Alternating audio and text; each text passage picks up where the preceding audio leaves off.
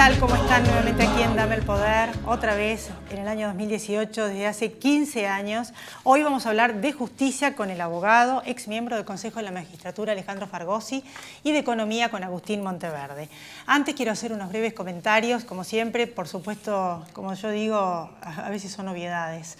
Pero en realidad, basada en un informe que en realidad lo que hace es percibir la opinión popular de la Universidad Católica Argentina, la confianza social en la justicia cayó del 19.7% al 11.7% en 2 años, del 2015 hasta el 2017. Fíjense ustedes que lo único que voy a hacer en realidad es un análisis sociológico, no voy a entrar en detalles, no soy jurista, de cómo llega la información y qué es lo que está pasando para que la gente piense eso. Yo viajo mucho al interior y en realidad estamos viviendo una situación en la que hay un ajuste, la mayor parte del sector privado se está ajustando, básicamente el gradualismo trata de que lo que han bajado del gasto es con las tarifas, veremos qué pasa.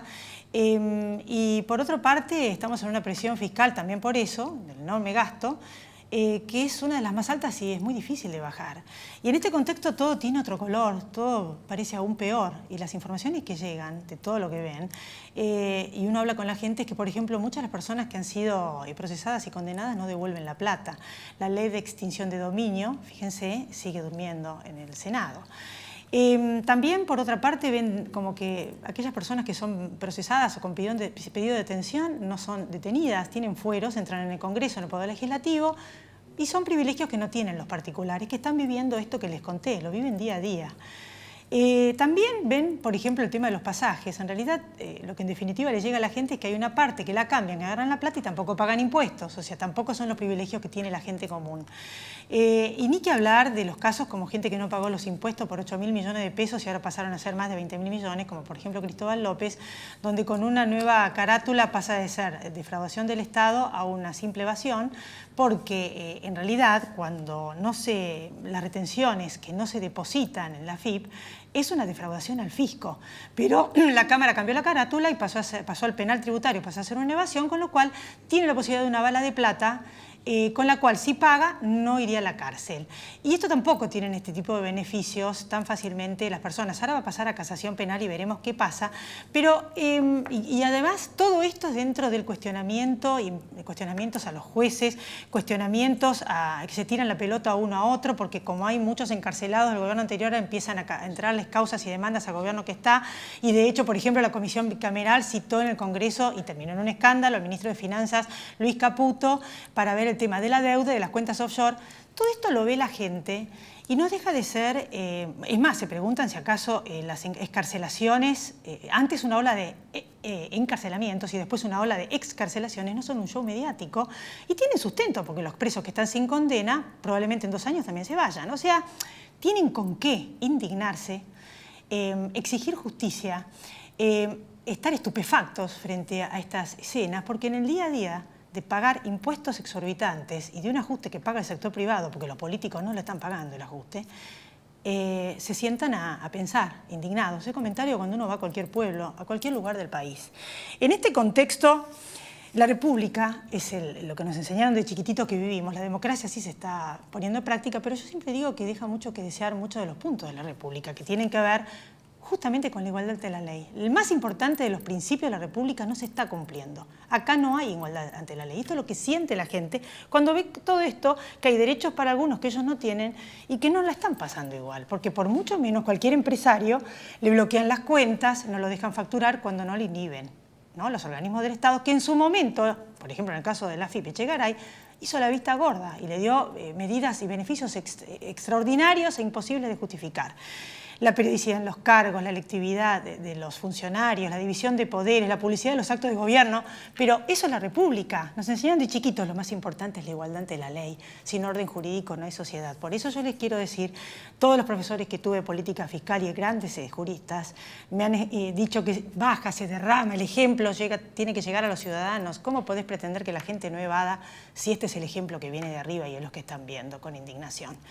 Ni que hablar de los inversores que tendrían que venir al país. Seguridad jurídica y, como ciudadanos, el derecho de exigir y seguir a todos estos jueces para que se haga justicia, que difícilmente quizás se va a poder lograr solo cambiando los procedimientos, porque la encarnan personas y las personas siguen siendo las mismas.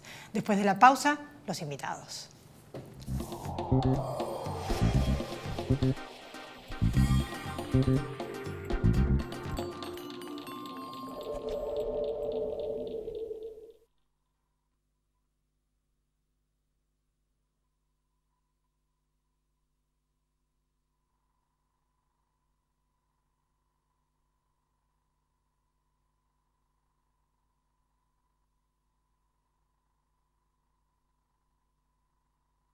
Sí a 3 hospitales con más de 50 especialidades. Sí a 9 centros de atención primaria y promoción de la salud.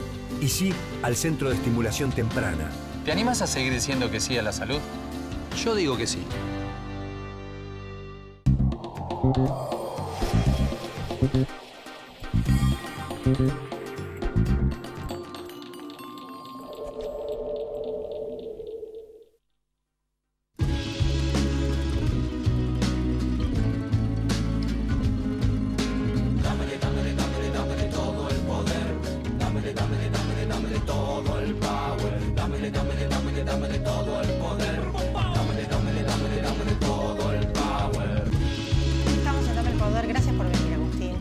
Siempre estar contigo. Bueno, hablamos de gradualismo, hablamos de lo que vamos a avanzar un poco más en lo que siempre nos explicás, que tiene que ver con esto que decidió el gobierno como para poder conjugar los recursos escasos de la economía con el enorme gasto que tienen, que no pueden bajarlo de un día para el otro porque puede llegar a tener un costo social muy grande. Hasta ahora lo único que bajaron seguro, y lo sentimos en el bolsillo, es en el sector privado y todos los que pagan tarifas.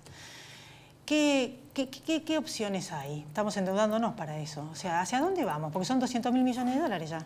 A ver, claro, el gradualismo, puesto en términos simples, ¿qué significa?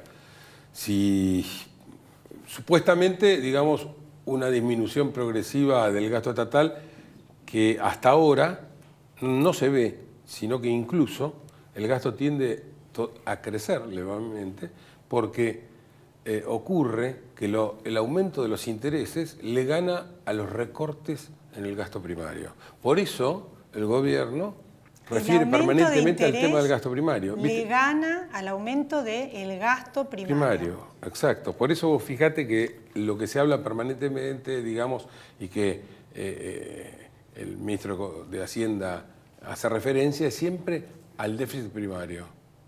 Pero el problema es que el déficit total, final, está aumentando y mucho. Y por supuesto que además uno podría hacer algunos comentarios más sobre algunas formas de contabilizar las cosas que, bueno, tienden a diluir números que tal vez son más gordos todavía. Pero dejemos de lado eso. El hecho es que el gradualismo pareciera referir a esa supuesta disminución paulatina del gasto.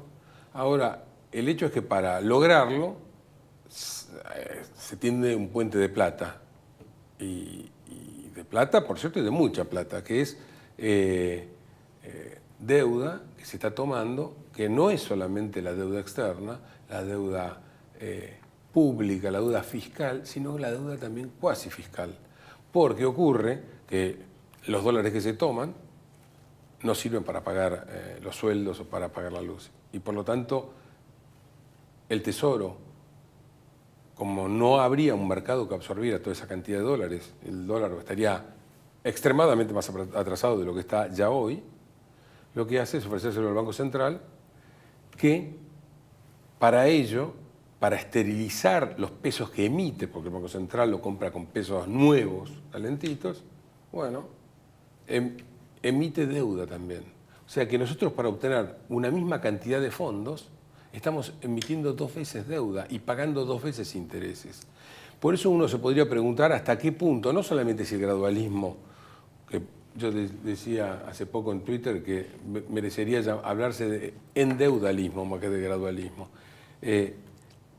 Más allá de discutir los beneficios o no de este sistema, está el hecho de preguntarse cuál es el sentido de evitar, o sea, presuntamente estamos con esto evitando la inflación que generaría la emisión monetaria. Por supuesto que yo estoy en contra de la emisión monetaria espuria, pero lo que también debo decir es que en algún momento se supone que vamos a tener que pagar esta deuda. Y la verdad es que devolver la deuda, la cuasi fiscal, requeriría emisión monetaria. O sea que en todo caso estamos demorando solamente si su no bajan inflación. El mismo ministro de Finanzas, antes del escándalo que terminó la sesión, dijo que no es sostenible esta deuda en el tiempo. Pero, ¿qué otra opción hay, no? Porque la verdad es que uno entiende perfectamente el gradualismo. No se puede echar a empleados públicos de un día para el otro cuando no hay aumento excesivo en el sector privado, no podés quitar la asistencia. Es una situación muy delicada, no hay margen político. Yo todo eso lo comprendo. Lo que sí haces? quiero llamar la atención es que no es simplemente bajar el gasto, es que nosotros requeriríamos, para poder resolver esto, sin que se transforme de alguna manera en inflación, es que estuviéramos ahorrando, es decir, reducir lo suficientemente el gasto como para producir un superávit fiscal que incluso permitiera capitalizar al Banco Central. ¿Y cómo reducís el gasto? Porque una de las cosas que ve la gente común es que la política, que es lo que dije yo en mi editorial, no se ajustó. O sea, por ejemplo, ellos no se ajustaron. La cantidad de gente que hay, asesores, legisladores, o sea, digo, ¿no sería significativo en el Congreso, en todas las legislaturas, en todas las ciudades, en todos los pueblos? Es eso de que hay gasto político y hay gasto no político. Todo el gasto estatal es político, entero. Realmente los políticos hacen política no solamente entregando planes sociales, también incorporando gente en el Estado. Y es así que el Estado ha volado por el aire en la nómina. Se han incorporado en los últimos años 2 millones de trabajadores al Estado. Entonces, el problema es que esto es insostenible en el tiempo, más allá de que lo diga yo o lo digan los economistas. Es que no es sostenible en el tiempo porque la mochila ya es cada vez más, ya no agobiante, sino literalmente aplastante para el sector privado, sí, que encuentra él es cada vez más chico y carga con una mochila cada vez más grande. Somos 8 millones de personas del sector que trabajan sosteniendo a 20 millones, entre jubilaciones, empleados estatales y planes sociales. Pero por supuesto, o sea, el número no da. Fíjate vos que no solamente tenés el tema de hasta qué punto tiene sentido tener un gradualismo tan costoso, porque en definitiva el déficit aumenta, sino que mientras tanto estás a la vez con una presión fiscal récord histórico absoluto. Hoy sos el país de la Tierra con mayor presión fiscal. ¿Y cuál sería, cómo sería la manera? Porque digamos, una de las teorías era en la medida en que crezca la economía, se licúa, digamos. Pero es que esto es al revés. Esto alguna vez o sea, ¿cómo lo podés hacer? Alguna vez, Elizabeth, lo discutí con el actual presidente del Banco Central. Yo creo que es una ficción eso de que creciendo la economía vamos a bajar el gasto. ¿Es una teoría del gobierno o no? Eso es una teoría que es absolutamente errada, es descabellada, porque para crecer es necesario primero achicar el gasto. ¿Cómo vas a hacer para crecer si nadie... Vos hablabas hace un rato en la introducción de las inversiones. ¿Quién va a querer invertir en este país si, dejando de lado la escalofriante inseguridad jurídica, dejando de lado que todos los días hacemos algo para deteriorar los derechos de propiedad y demás, si dejando de lado eso, el tema es que es mal negocio invertir por la presión tributaria fenomenal que sufrís? Mucha gente se pregunta, aún el pequeño inversor, en caso de que no logren bajar el gasto y no nos podamos endeudar más en algún momento, porque en algún momento, unos años, 10 años, 8 años, ¿después qué pasa? Ojalá sean esos años. No sé, ¿cuántos Dios años? quiera que sea así. La verdad que yo desearía que no haya ningún problema y que todo esto anda bien, y además me interesa en particular que este gobierno le vaya bien. Ahora, a todos nosotros. Sí, no, pero realmente me interesa en particular. Pero ocurre que no alcanza con la voluntad. Tienen que hacer algo. Hay que hacer algo. Bueno, otro tema que hicieron es con el tema de los medicamentos, bajar los costos, porque unificaron todo con respecto a los medicamentos del PAMI. Bueno, algunas cositas se están haciendo, pero ¿qué más pueden bajar? Bueno, ni que hablar la quita de subsidios, que lo estamos viviendo todos.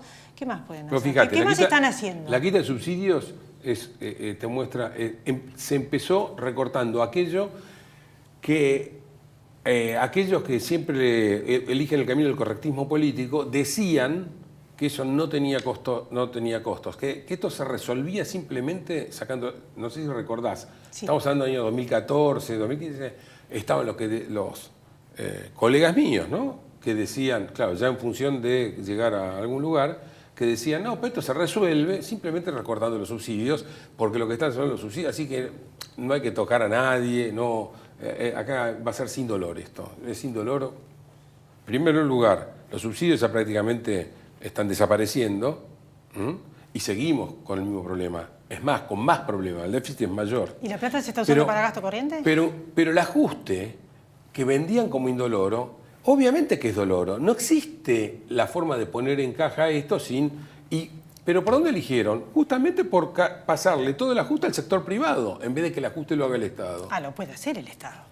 El ajuste lo puede hacer el Estado, pero siempre tocas intereses. Esto es bueno, inevitable. Entonces el ajuste lo podría hacer el Estado. Es lo que está viendo la gente. Lo que pasa es que vivimos en un mundo en donde lo que manda es la corrección política. Entonces, como lo que estoy diciendo es absolutamente incorrecto políticamente, es inaceptable. Gracias por venir, Agustín. Por favor, Era el gusto. tema del día, la deuda. Gracias. En el próximo bloque, Alejandro Fargosi y la justicia. No se vaya, ya volvemos.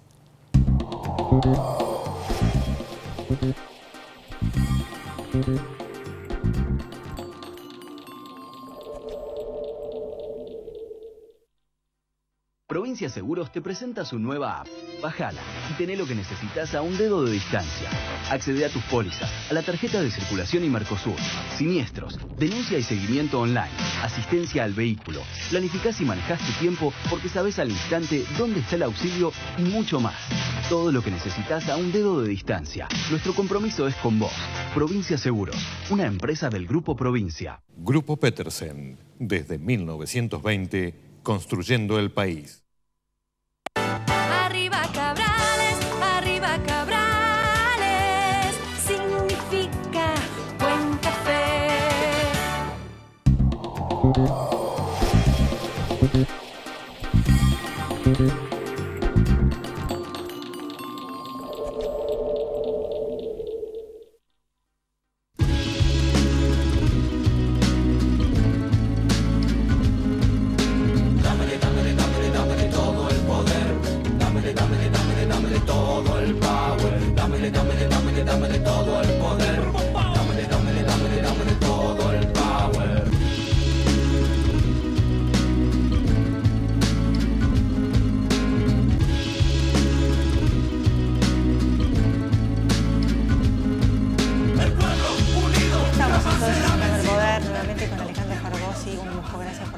Gracias por la invitación. Ex miembro del Consejo de la Magistratura. Y bueno, en realidad, sí, bajó la credibilidad en la justicia, hay un informe de la UCA y ya expliqué al principio del programa lo que uno escucha de todo el mundo, ¿no? ¿Cómo se arregla esto? Más allá de todos estos proyectos de procedimientos, de cómo nombran los jueces en la provincia, de cosas técnicas, pero que tienen que ver con personas que ya están ejerciendo la justicia y de esta manera.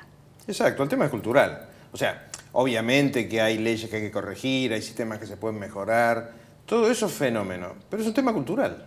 ¿Por qué digo que es un tema cultural? Nosotros hemos llegado, y son cifras del Ministerio de Justicia, que está luchando mucho el ministro Garabano contra esto, y así son los ataques que recibe.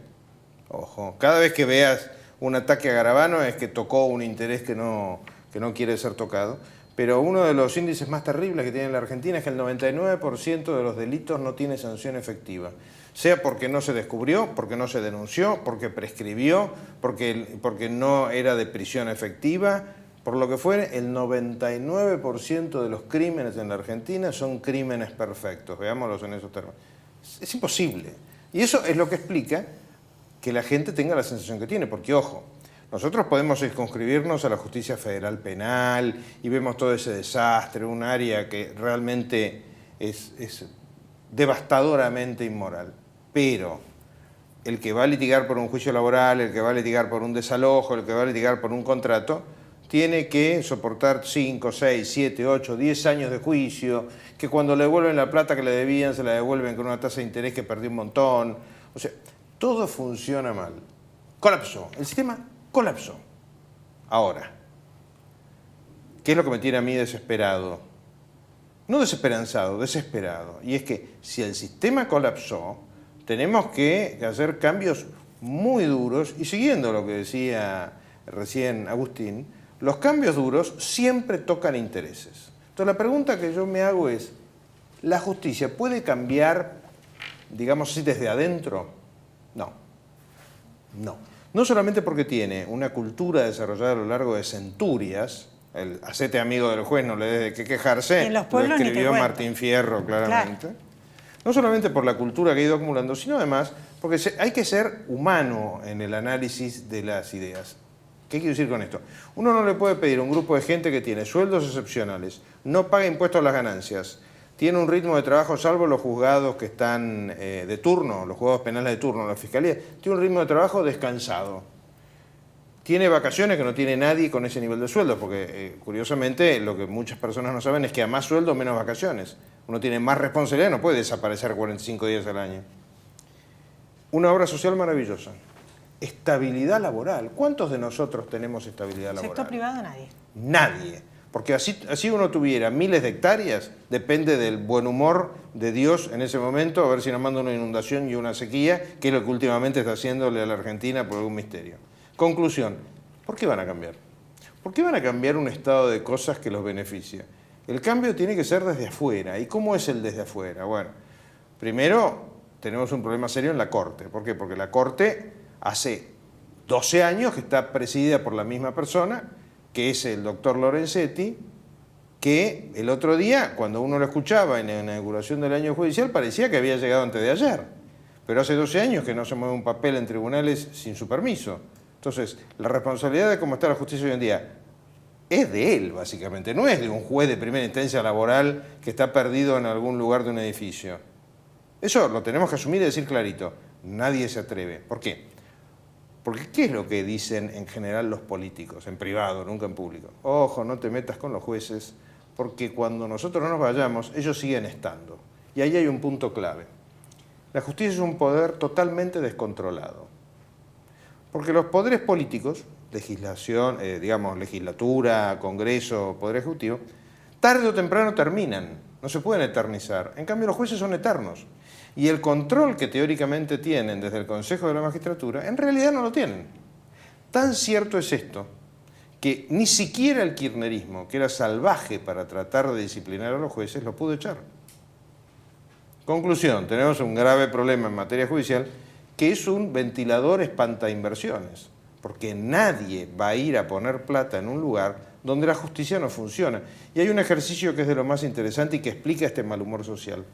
Cualquier problema, podemos hacer un ping-pong de problemas, siempre atrás de un problema hay una justicia que no actúa. Siempre. Mañana nos cortan una ruta y hay una justicia que no ordena que se levante el corte. Mañana cortan los subtes y hay una justicia que no le quitó la personería o que no metió presos a los delegados que no eran ni siquiera delegados. Y así sucesivamente. Siempre atrás de un problema hay un juez que no actuó. Es muy difícil de cambiar y no hay igualdad ante la ley. Igualdad Y ante la los ley. ciudadanos No hay tienen ninguna una serie de igualdad ante la ley. obligaciones y no tienen los privilegios que tiene una casta de políticos que yo acabo de decir al Bueno. principio del programa, que es lo que todos percibimos. Yo me he convertido en Sí, una la especie gente. de tuitero fanático, @Fargosi es mi dirección de tuit para los que me quieran seguir. Y uno de los tuits que largué últimamente es que la Argentina es un país con derechos inestables y con privilegios intocables. Derechos inestables No, la y tengo que privilegios escribir. Me intocables. encantó. Derechos inestables y privilegios. Derechos inestables y privilegios intocables. Y esto es real, porque cuando uno analiza, por ejemplo, veamos el caso de...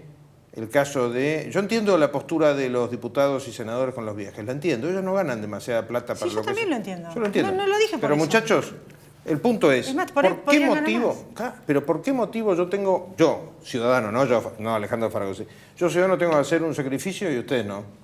¿Por qué motivo yo no me compro un pan dulce porque es caro y después veo que se gastan 1 millón de mangos en un ministerio para comprar pan dulce? O sea, tienen que dar el ejemplo. Claro.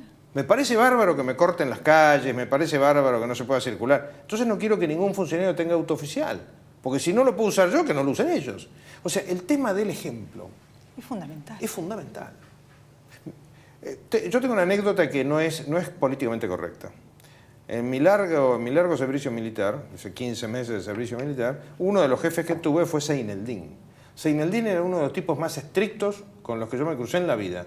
Todos los soldados lo adoraban. ¿Por qué? Porque él a todo el mundo le exigía menos que a él mismo. Y los soldados, que eran sometidos a un régimen muy riguroso, no inhumano, pero muy riguroso por Seineldín, lo seguían como si fuese Dios. Porque sabían que si a ellos les pedía 5, él daba 10. Esto es básico en cualquier líder.